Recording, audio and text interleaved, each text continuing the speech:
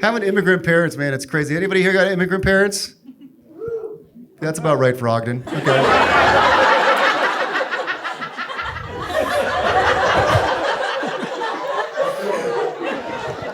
Look, if you got immigrant parents, talk to that lonely person. If you got immigrant parents, if I'm lying, I'm dying, you're not allowed to turn down anything free, ever.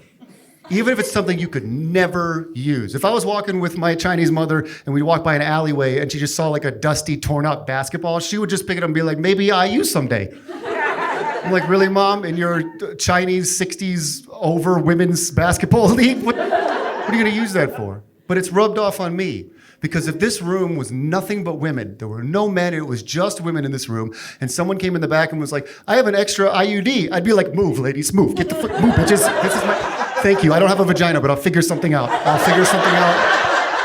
I'll put it on top of the Christmas tree. We lost the star. Now there's an IUD, top of the Christmas tree. We can just change the story. You know the story.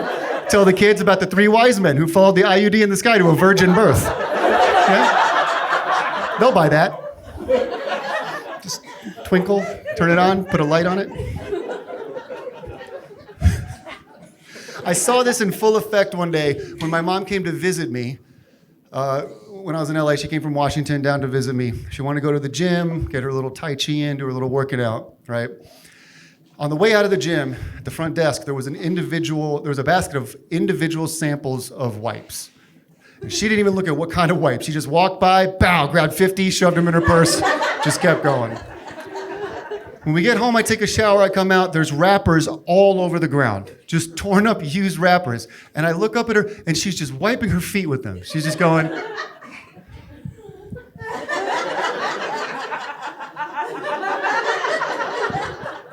So I'm curious. I pick one up, and I look at it, and I'm like, Mom, you know these are vaginal wipes, right? And without missing a beat, she goes, good for your vagina, good for your feet.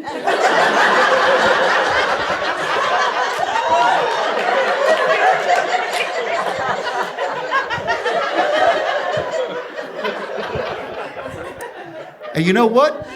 No one in this room can argue that. I don't care what kind of biochemistry degree you have. We all heard that and we're like, that sounds right.